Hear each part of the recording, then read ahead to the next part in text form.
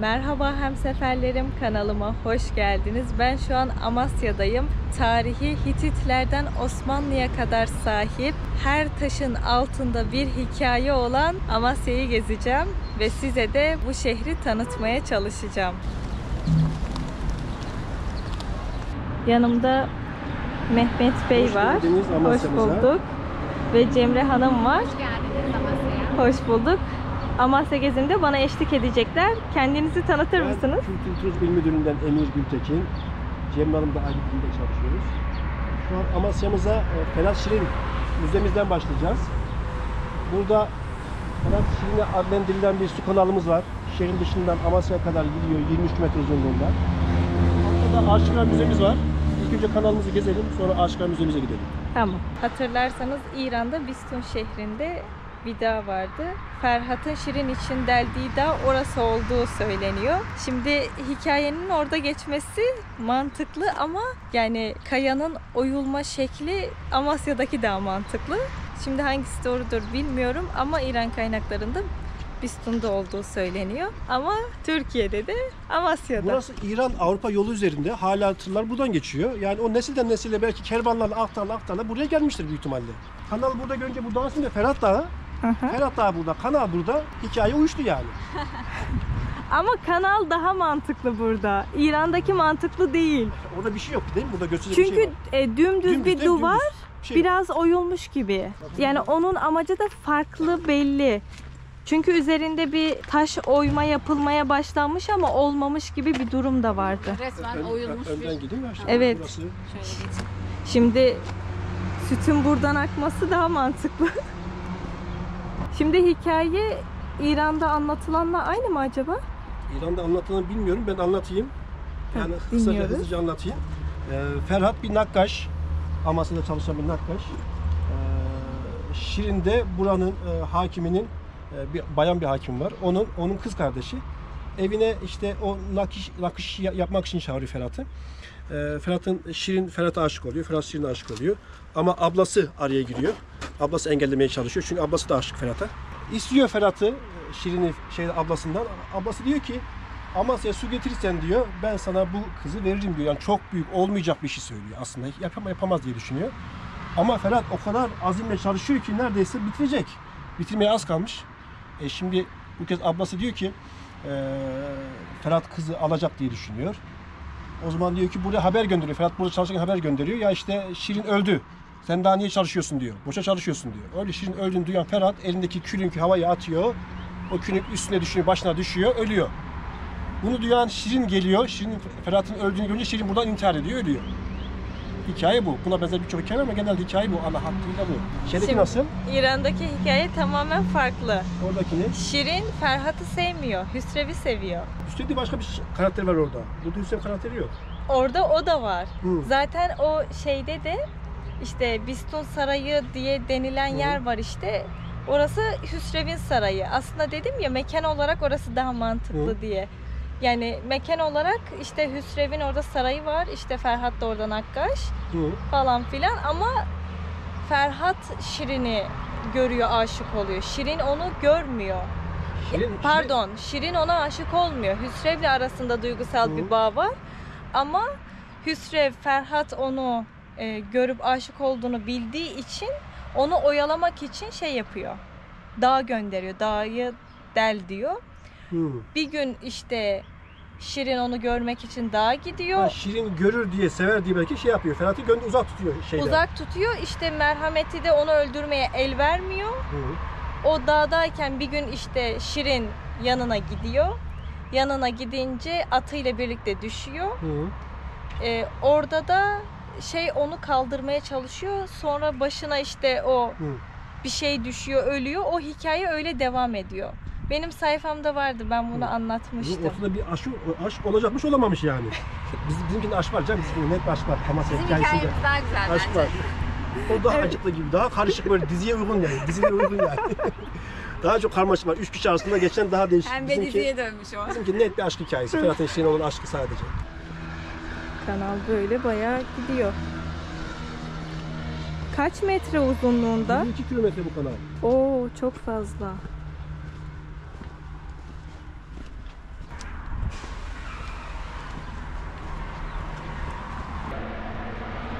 şöyle devam ediyor. Şöyle devam ediyor.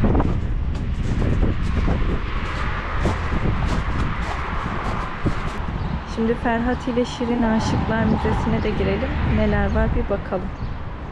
Cemal Safi'nin bir şiiri var burada. Benim adım Aşk adlı bir şiir.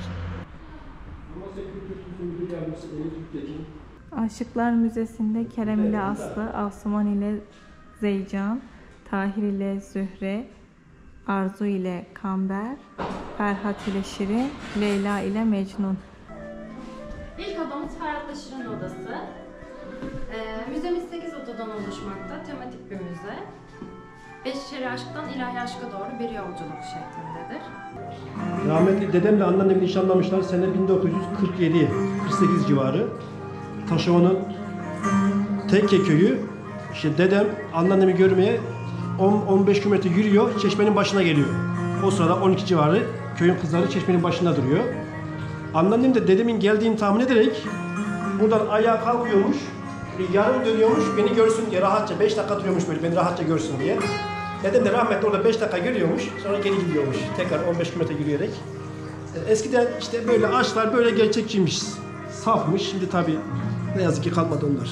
Nerede o eski şeyler, aşklar? Evet, eskiden ailelerin yanında böyle aşkına dile getiremiyor insanlar, utanıyormuş. Ve çeşme başında en azından sevdiği insanlarla gayet iyi. bakışıp görüşüyorlarmış. Müzenin her yerinden çekim yapamıyorum çünkü karanlık. Ama burası ışık olarak daha iyi. Müze dünyevi aşktan ilahi aşka doğru ilerliyor. Burası da en son ilahi aşk. Mevlana var, Yunus Emre var. Sonra Hacı Bektaş Veli var ve Hoca Ahmet Yesevi.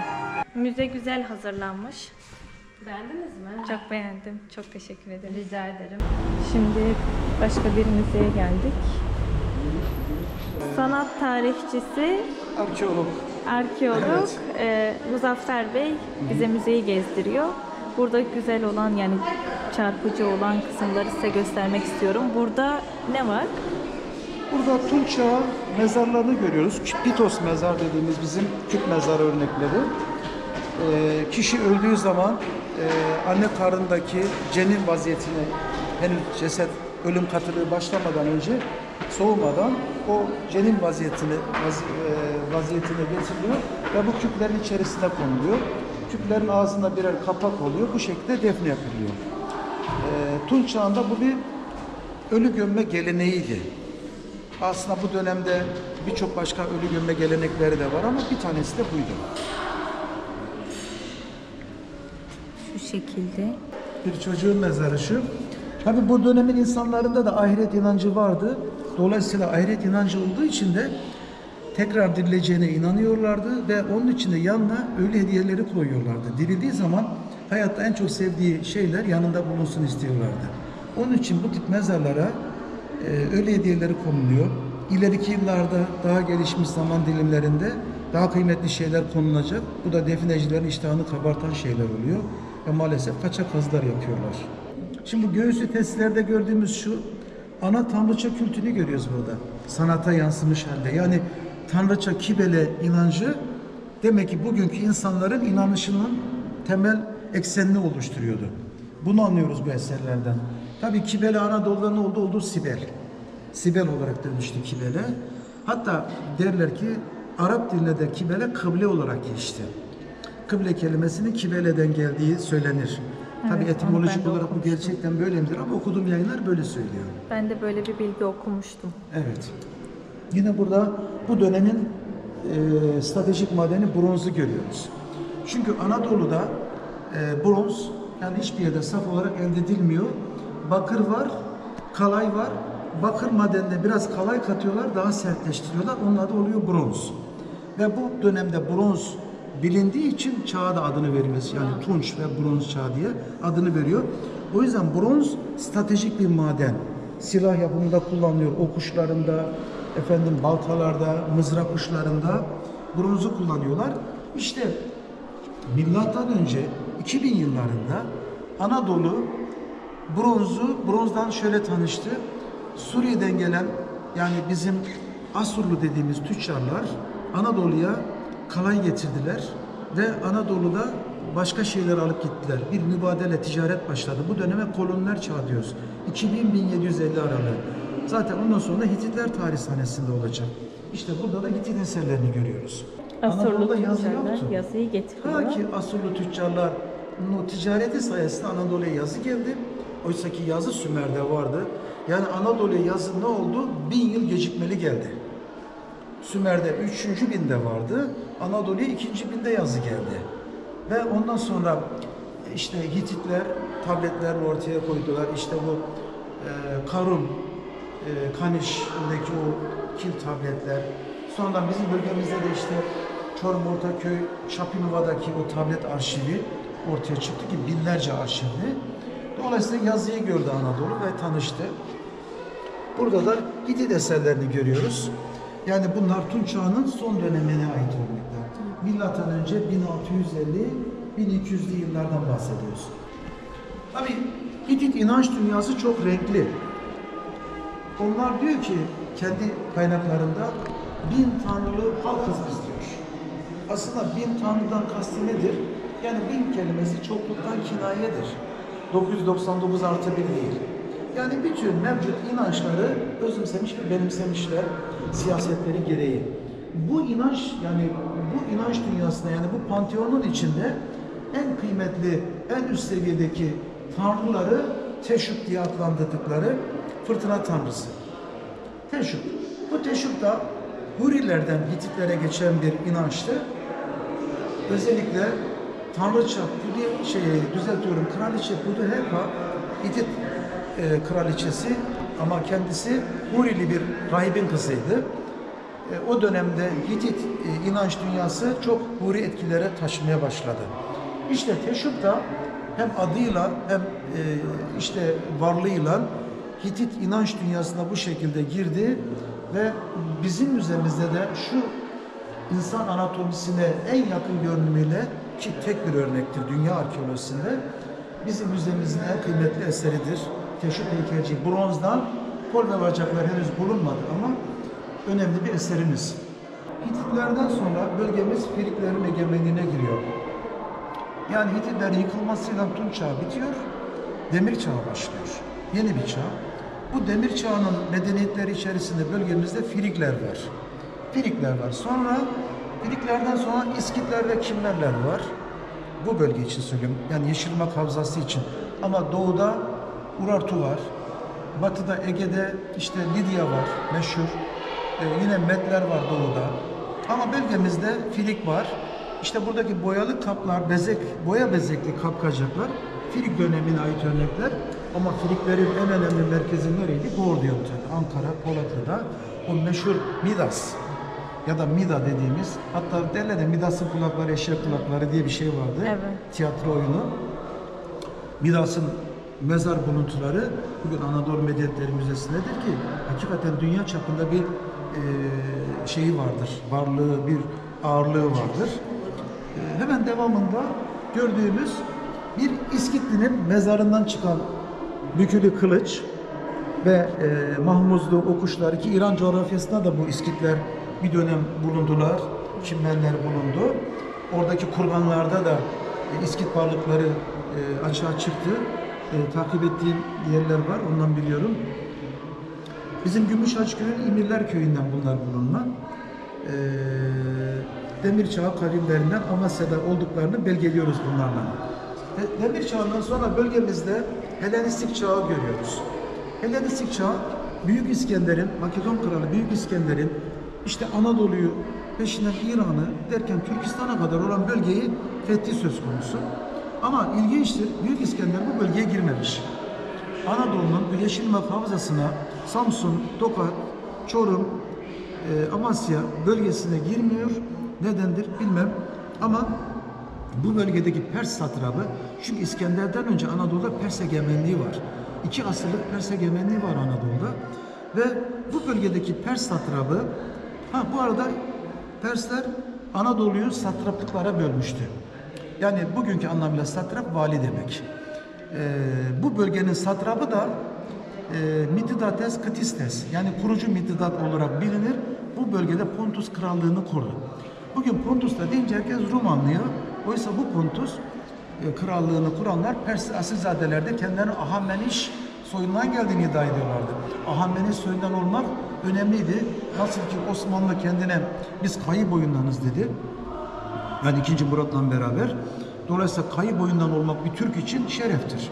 Her boydan olmak şereftir ama Kayı boyundan olmak artı bir şereftir. Aynı Ahameniş soyundan olmak da öyle. Dolayısıyla Pontus kralları o günkü satrap, yani vali Mitidates diye bilinen, Mitidates kimdi? Mitra'nın verdiği anlamına geliyor. Bizim Türkçedeki Allah verdi, Tanrı verdi, hak verdi kelimelerinin karşılığı Pers dilindeki. Dolayısıyla burada gördüğümüz eserler o İskender dönemindeki kültür ve sanat faaliyetlerinin, sanatın bir ön plana gelip de yükselişe geçtiği bir sürece ait eserler. Burada ilginç olarak şunu söyleyeyim.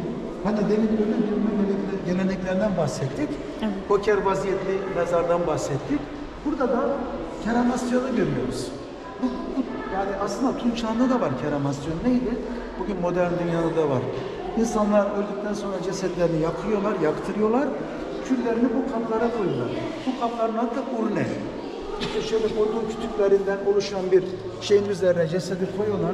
Ki bugün Hint coğrafyasında da ne diyorlar, takip ediyoruz. İşte külleri gajleyenler dağıtıyorlar, saçıyorlar. O dönemde de bu bölgede böyle bir gelenek var.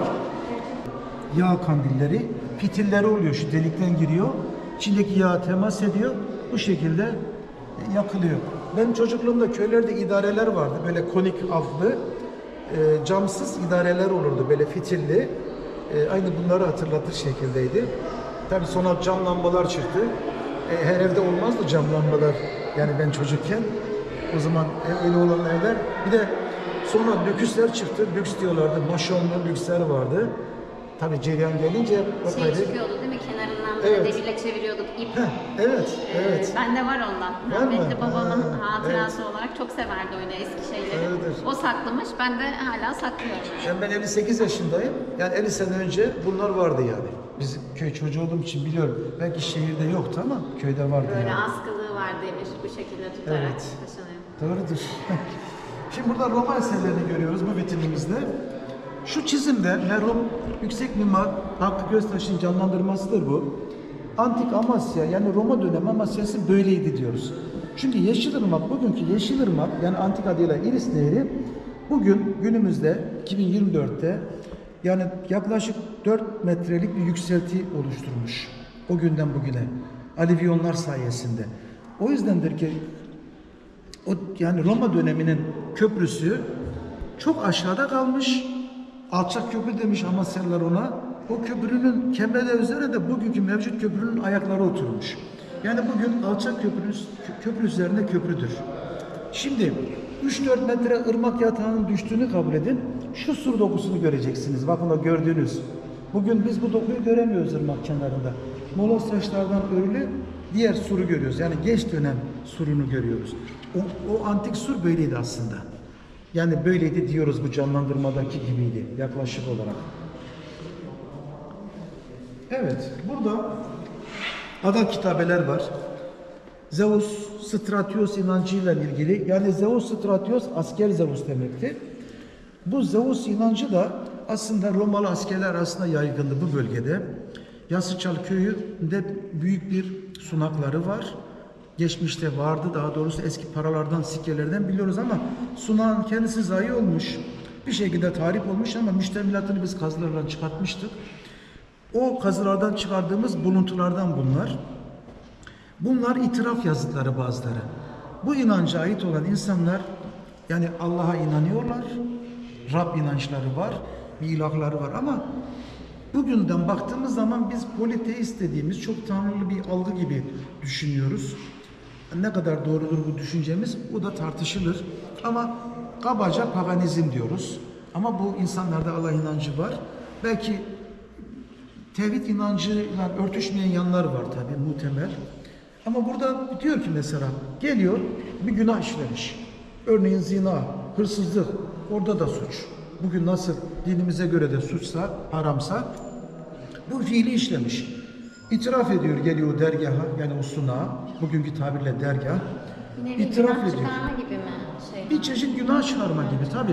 Ve bunun kefaretini ödüyor. Diyelim ki çok ağır bir şey yaptıysa gözünü çıkartıyorlar, kolunu kesiyorlar. Ha, bu şekilde kefaretini. Bu bedeli ödüyor, bunu da yazılı hale getiriyor, dergaha asıyor, sunağa asıyor. Yani belki diyorlar ki bu Zeus inancı bu Mitraizm'den de etkili. Mitraizm çok güçlü bir çevre oluşturacaktı aslında. Ama Hristiyanlık ortaya çıktı ve Mitraizm geri plana düştü. Ama Mitraizm Hristiyanlığı etkiledi. İşte bu günah çıkartma gibi veya ekmeğin şaraba banılması gibi Mitra ayinlerinde de olan bazı şeyler derler ama ne derece doğrudur bilmiyorum. Paylaşmak istedim bunda. Yine müzik aletlerimiz çeşitli, sadece sağ üst köşedeki çoklu, diğerleri tek sesli. Muhtemelen tek sesli olanlar bekçi düdükleri diye düşünüyorum. Ama diğeri birkaç ses çıkarabiliyor. Roma döneminin ilginç örneklerinden. Camlarda da çok söylenir, gözyaş şişesi denir. Özellikle ince uzun boyunlu olanlar.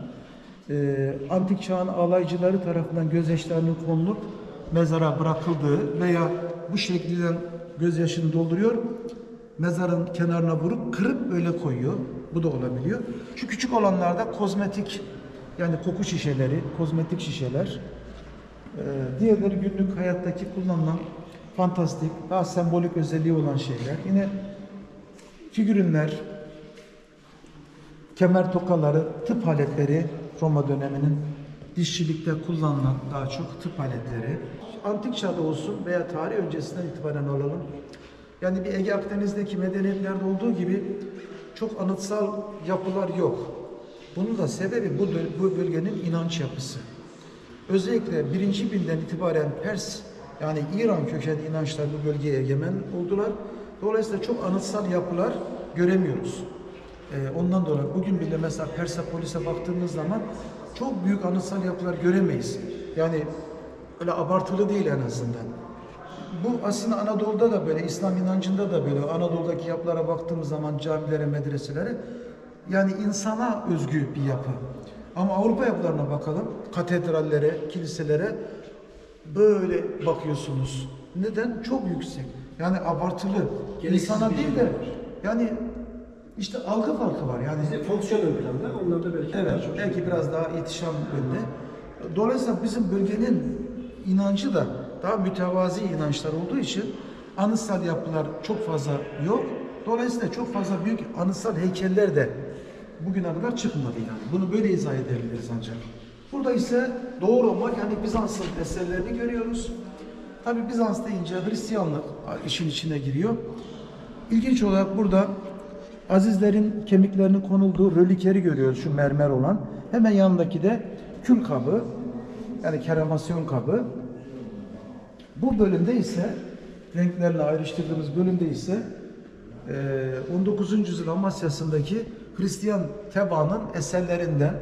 Örneğin şu farklı bir Meryem Ana heykelci, Avrupa'dan Anadolu'ya misyonerlerin getirdiği bir heykelcik. Anadolu işi değil bu. Zaten Meryem Ana'nın yüzüne baktığımız zaman Anadolu'lu bir karakter görmüyoruz. Avrupalı bir yüz görüyoruz burada. Dolayısıyla üslubu tanıyabiliyoruz. Ama şu ikonadaki yüze baktığımız zaman Meryem Ana daha doğulu bir yüze sahip. Yani bu belli ki bu bölgenin üretimi ama bu Avrupa üretimi.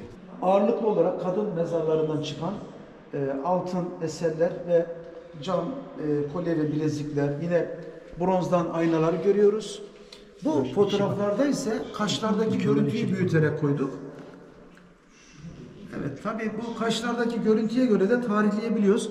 Bir zengin veya orta sınıf bir Romalı şuradaki gibi defnediliyordu.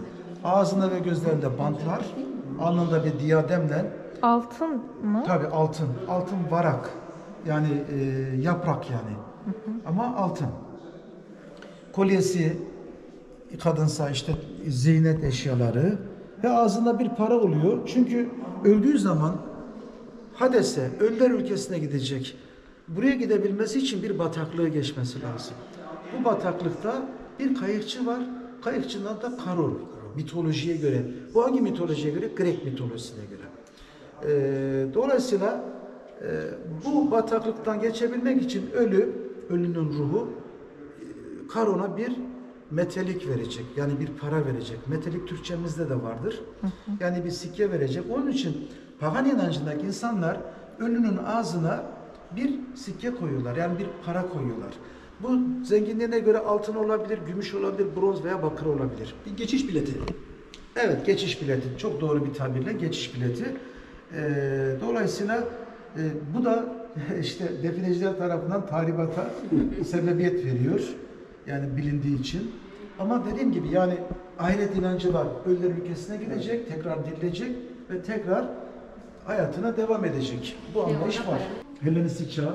Burada Pers paraları da var. Bir tanesi mesela en baştaki Pers parası. Bakın şu saçları bukleli var ya.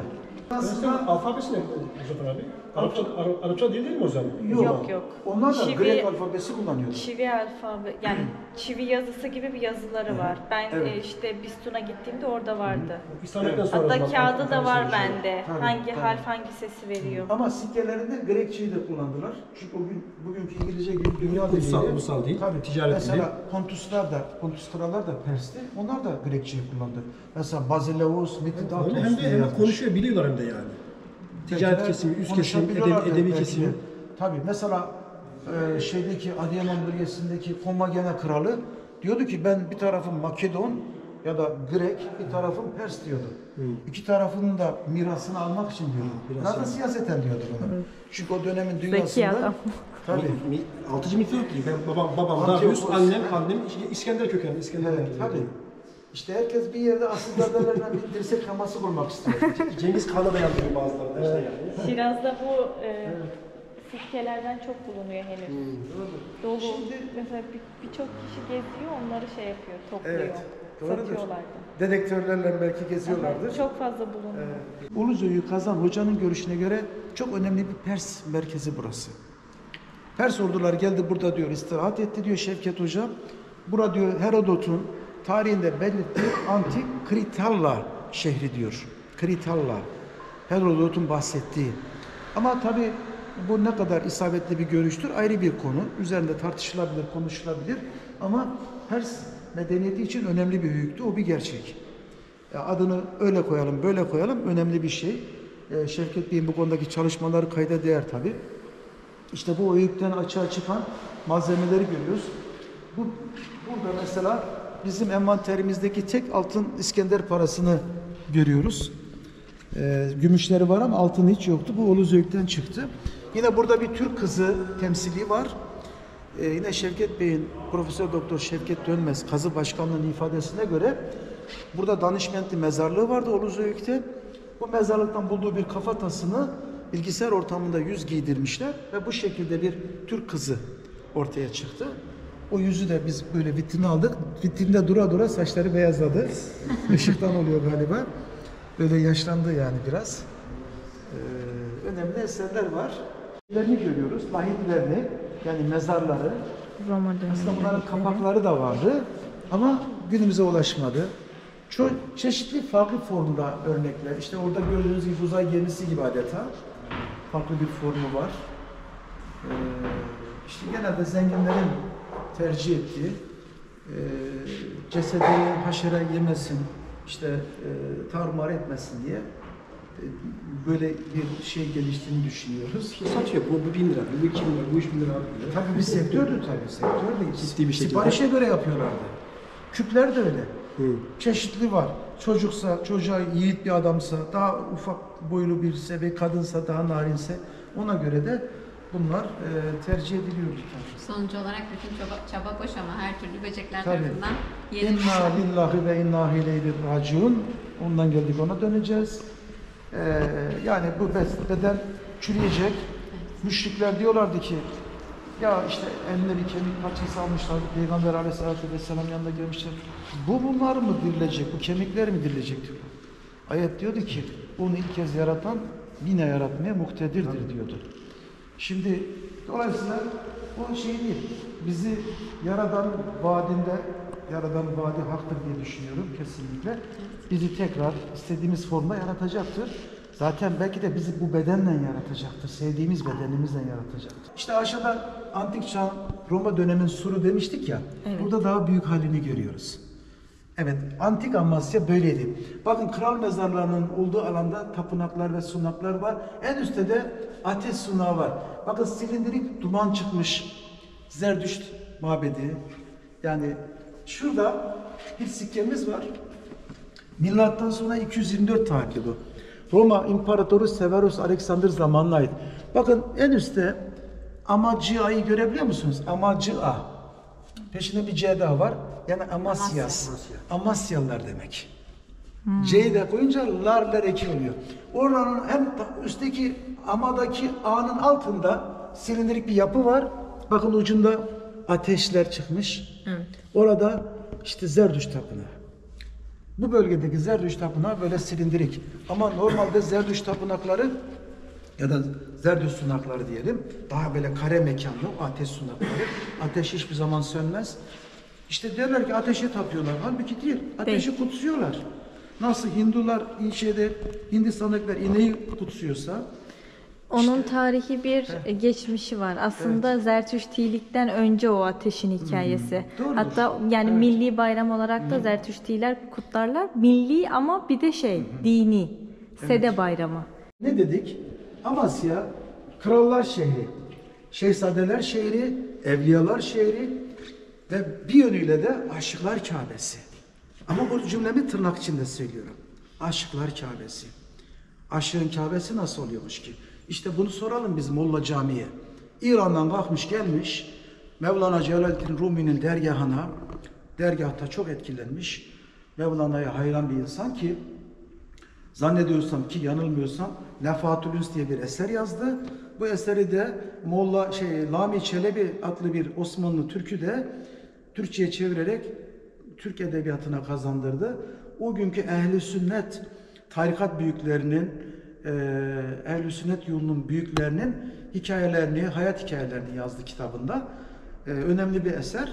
İşte o Mevlana dergahının bir köşesine şunu yazdı. Yanlış söyleyebilirim belki Farsça bilmiyorum ama ezberden söylüyorum.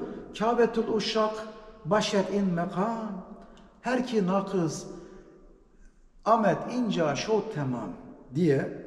Yani burası aşıklar Kabe'sidir.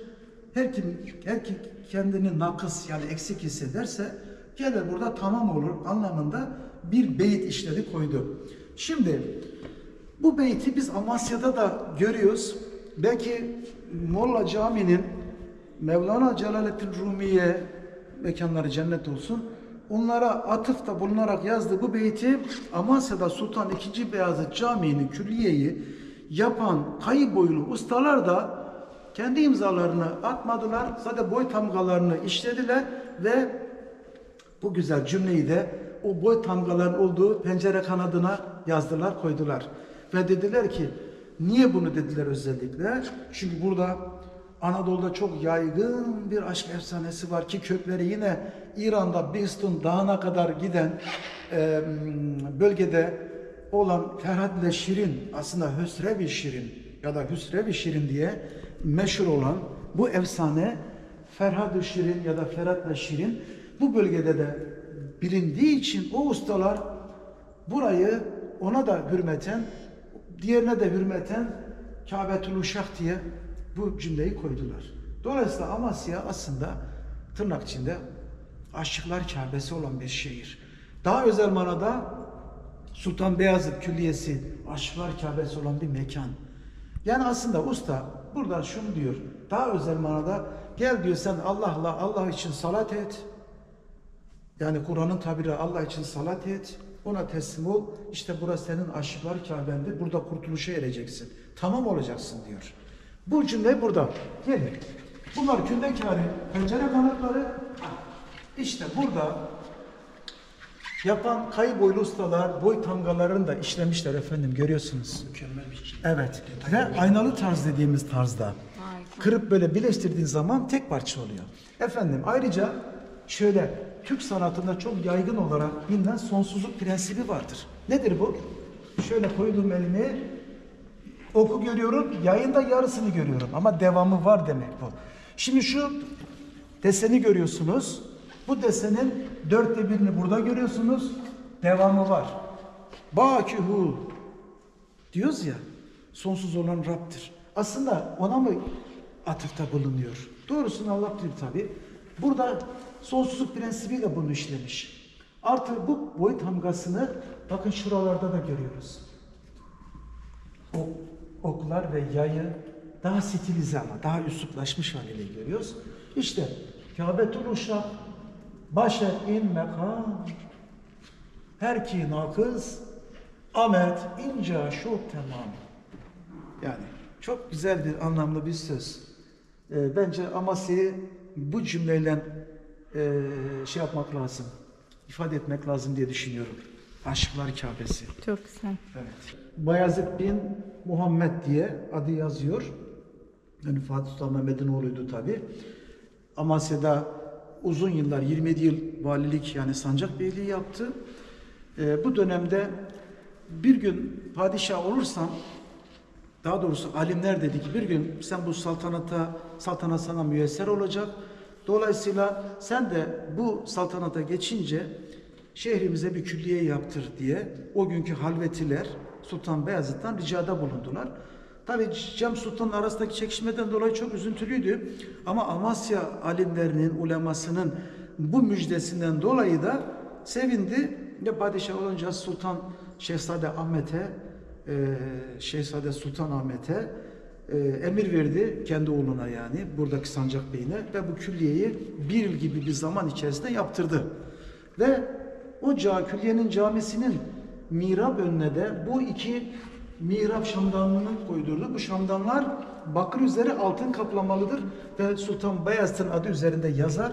Onun hediyesi olduğu da belirtilir. Bugün Topkapı Sarayı Müzemizde, İstanbul'da Türk İslam Meseleleri Müzesi'nde örnekleri var müdürüm. Ama dünyanın birçok yerinde benzer örneklerini göremeyiz. Ben Halep'te görmüştüm. Hazreti Zekeriya Camii'nde mi bir yerde gördüğümü hatırlıyorum. Ama Anadolu'da çok fazla yaygın değil. Çünkü çok özel bunlar yani. Seyyid Necmettin Yahya Er-Rufai. Bu Seyyid Necmettin Yahya Er-Rufai Sulova ilçesinin Hakala, eski adıyla Hakala köyün şimdiki adı Yolpınar. Orada dergahı var. Kendisi 1361 yılında irtihal eylemiş. Ayak ucundaki kitabede öyle yazıyor. İrtihal tarihi. Bu başucundaki kitabede de şeyhin adı yazıyor. Seyyid-ü Sadat'tanmış aynı zamanda. Es-Seyyid Eşşeyh diye başlıyor.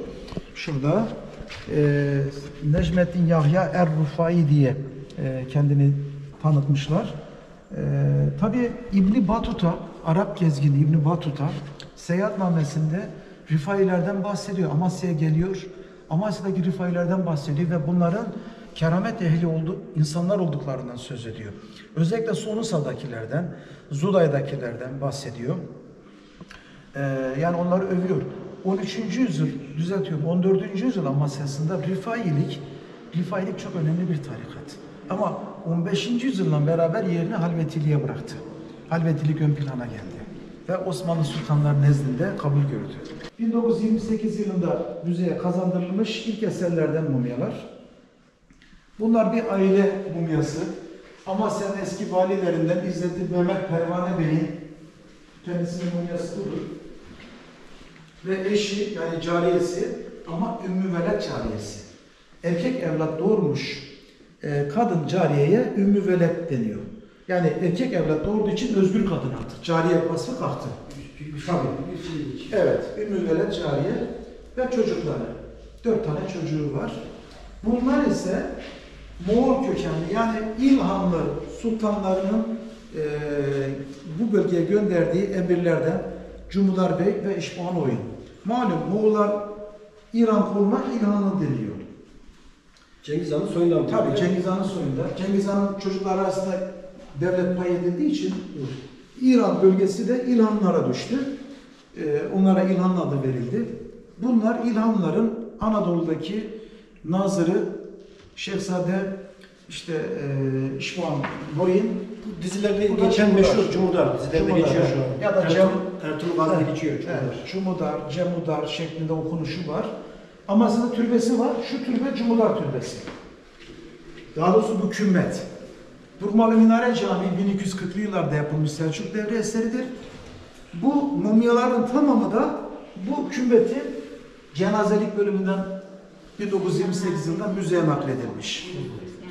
Bu kümmetin içindeki mumyaların da bir kısmı vaktiyle karşıdaki Fethiye Camii'nin eskiden kiliseydi.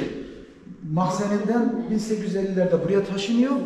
En son 1928'de de hepsi müzeye taşınıyor. Bunların röntgen ve endoskopileri yapıldı. Daha önce bir Amerikalı bir ekip geldi. İzin almıştı bizim bakanlıktan. Boyun kemiği kırık. Muhtemelen dar ağacında idam edildi. Veya dar ağacında olması da bir şekilde boynu kırıldı.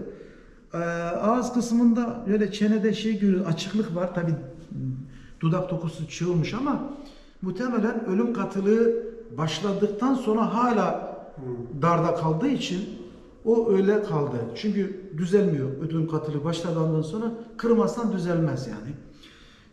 Dolayısıyla ve bunların belinde, bel kemiğinde çok aşınma görüldü röntgenlerde.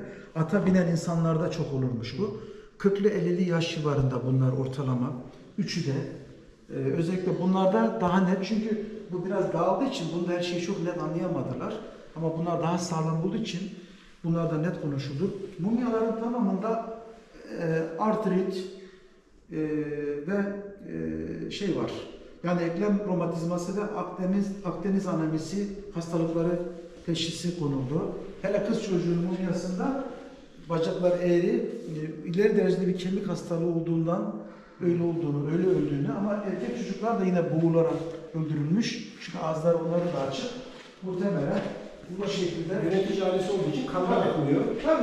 Yani mesela şu çocuğun ayaklarına bakınca kendini böyle bir kasmış havası var yani. Çünkü iki ayak da aynı doğrultuda durmuyor tam. Evet, şöyle bir kasmış kendini. Ağız da açık. Çene açık kalmış. O çocuğun da öyle mesela. Bunun da mesela bu 1 yaşının altında bakın çocuğun ağzı açık kalmış. Yani boğmuşlar belli ki yani. Çocuğun pipisi bak erkek çocuğu, bunun da öyle belli daha. Bunlar da bu ikisi kız çocuğunun parçaları. O ayrı bir gövde, belki kız belki erkek bilmiyorum. Cinsiyeti belli değil ama bu ayrı bir çocuk, bu ayrı bir çocuk. Şimdi o kemiklere baktığımız zaman ileri bir hastalık, kemik hastalığı var ki belki de bundan öldü diye düşünüyoruz yani, en doğrusunu Allah bilir. Taban mozaiği milattan sonra 4. yüzyıla ait muhtemelen. Ama bizim için önemli olan yanı orta göbekte bir elma ağacının oluşu ve elmaların da sarkıyor oluşu. Ve daha önemlisi Amasya'mızın da misket elması meşhur. Evet. Ve demek ki diyoruz Roma döneminde de misket elması meşhurdu ki böyle yani bir mozaiğin göbeğine işlenmiş durumda görünce bu kanaate rahatlıkla varabiliyoruz. Misket elması da 2 renk, bu da 2 renk. Evet. Yani elma ağacı olduğunu düşünüyorsun. Hatta bazıları nar ağacı olabilir mi dedi ama narın formuna benzemiyor. Hayır, benziyor. Elma, daha çok elma yani bu. Misket elmamız antik çağda da meşhurmuş. Bugün de meşhur. Sahtelerinden koruyalım. Uzak durun. Uzak durun. Evet. Çünkü misket diğer yerde söylüyorlar da Niğde elmalarını da misket diyorlar. Aslında onlar Benim misket abimi değil. dolandırmışlar geçen. Misket elması diye ben elma aldım geldim dedi bayramda. Bir baktık dedim abi bu asla misket elması değil. Misket elması kütür kütür olur, sulu Bir de olur. misketin formu böyle küçük olur. Evet. Biraz şekilsiz olur. Yani şekilli olanlar da var ama diğer elmalar sonradan genetik yapısı bozulanlar çok güzel, dümdüz böyle şahane yüz yuvarlak duruyor. Ama misket öyle değil. 2 yılda bir olur. Sert, Ama kokulu, çift yani renk. Anadolu kızı gibidir misket aslında. Diyelim daha güzel. Çok güzel bir tarif. Evet, çok güzel bir Yani. tabir. Bu şecere Türkiye'de 9 tane merkezde, müzede yer alıyor. Benzer örnekleri yani. Ama en güzel örneği Vakıflar Genel Müdürlüğü'nde bulunmakta. O Vakıflar Genel Müdürlüğü'ndeki minyatürlü bir şecere. Burada ise bizim şeceremizde şematik bir kurgu var. Yuvarlak daire şeklinde formlar, içinde şahsiyetlerin adları. Kim bunlar? Peygamberler.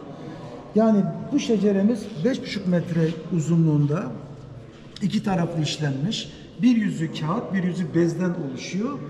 bir yüzünde peygamberler, bir yüzünde de Osmanlı, Selçuklu ve Orta Asya'daki Türk hükümdarlarıyla Moğol hükümdarlarının soy ağaçları işlenmiş. Ama nasıl? Ana daire içerisinde hükümdar veya peygamber hemen çıkma yapıyor, onun çocukları, torunları veya hayatında önemli bir şey olmuş hemen yanına not düşülmüş Osmanlı Türkçesiyle. Önemli bir eser. 18. yüzyılın eseri olduğunu düşünüyoruz. Çünkü en son Sultan İbrahim'den bitiyor. Ama şecerenin baş ve son sayfaları eksik. Maalesef onlar günümüze gelmemiş. Mevcut hali 12 bölüm halinde. Yani şu tomar vaziyetinde aslında ama sonra bir A4 büyüklüğünde böyle bölümlendirilmiş. Toplam 52 bölüm halinde. Özel bir çalışma.